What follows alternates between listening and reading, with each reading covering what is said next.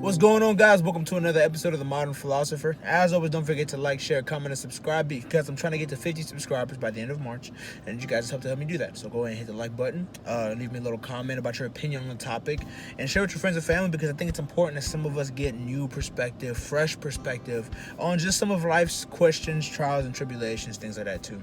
So today I'm going to be talking about what does it cost you to gain the world. I kind of stole this from a Bible verse, actually. Let me let you in on that chapter. It's Matthew chapter 16, and essentially verse 25 and 26, right?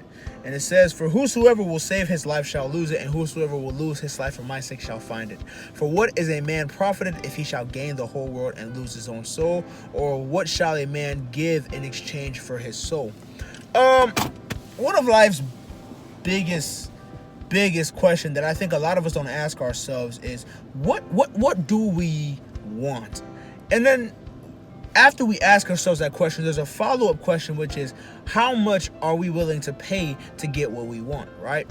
I think the problem that we oftentimes experience in our lives is that we have such great desires out of life that in a sense are attainable, but the problem is we want all those desires in one instance, right? So like we want to have a certain lifestyle, we want to have a certain stature, we want to have a certain status in society, and we want all those things to happen now, right? And the problem is all those things have a certain cost. And what that cost is usually time, energy, or money.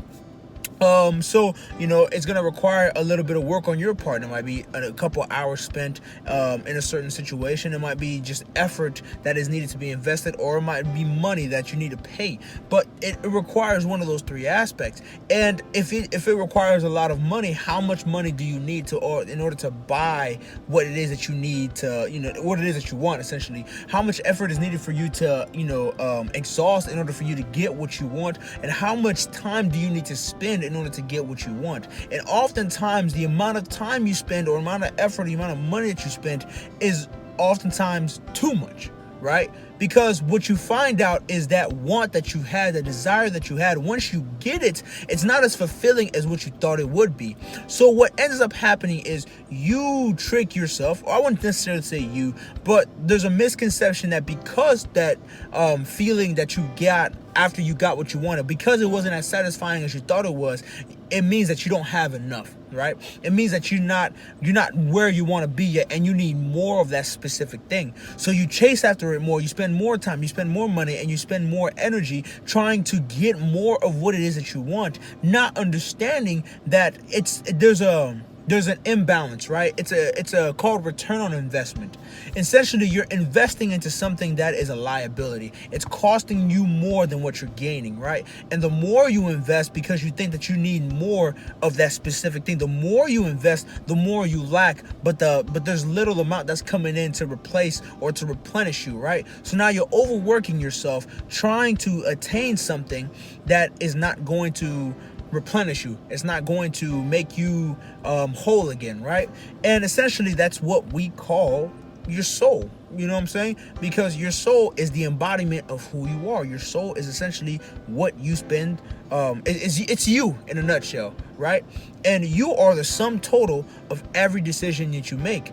And what your value is essentially what you choose your value to be. And what you choose your value to be are the things that you pursue after, or the things that you choose to make a priority in your life. So if you make your desires a priority in your life, that inherently kind of shapes what your value is. And if you don't necessarily have a high value outside of the things that you want in life, well, then it speaks very low about you as an individual, because you're not valuing yourself enough to say, I'm useful in one aspect. Your value is in what you have. And if you don't have a lot, you don't have much love for yourself or much respect for yourself. And if you don't respect yourself, how can other people respect you? You see what I'm saying? It's a very tricky situation. It's a very tricky phase, right? Or set of consequences or whatever. But it happens to a lot of us, and we're oftentimes unhappy in life because what we think we need is more of the things that we want, when in reality there are some basic needs that if we would go after these things, right, if we would spend time going after the things that actually make us whole, that actually replenish the soul, replenish us, would make us more happier than simply chasing after our desires. So when the scripture is talking about what does it profit a man to gain the whole world but lose his soul, essentially it's talking about what does it profit you to spend all of who you are on something that is not going to fulfill you the way you think it will fulfill you, right? What does it profit you to have a vast amount of wealth but have no purpose in life, to have a vast amount of wealth but no time to enjoy it, but no energy to go out and actually enjoy your life? What's the purpose of that, essentially, right? Because you'll see a lot of men who are working hard and working hard and working hard and working hard and working hard and working hard, but they don't ever have the time to enjoy their life. And it's essentially it begs the question, like, yo, what's the point? Why are you doing this, right? What's the point of you going out there and working so hard to get all this money, but you can't go out there and actually put it to use, or you can't go out there and enjoy it? You can't share it with other people.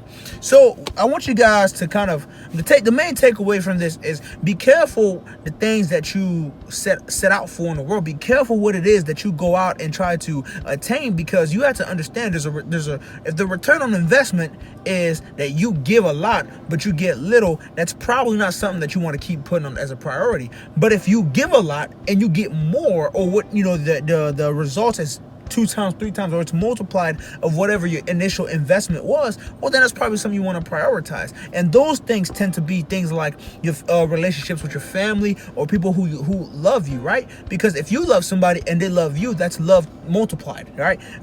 Any emotion, when it's multiplied, is greater. So if it's a negative emotion, it's multiplied. If you're a negative person and you're around negative people, now you have a whole circle of negativity. If it's a positive emotion, you're a positive person and you hang around more positive people, what you oftentimes find is there's joy there, there's peace, there's tranquility, there's a lot more.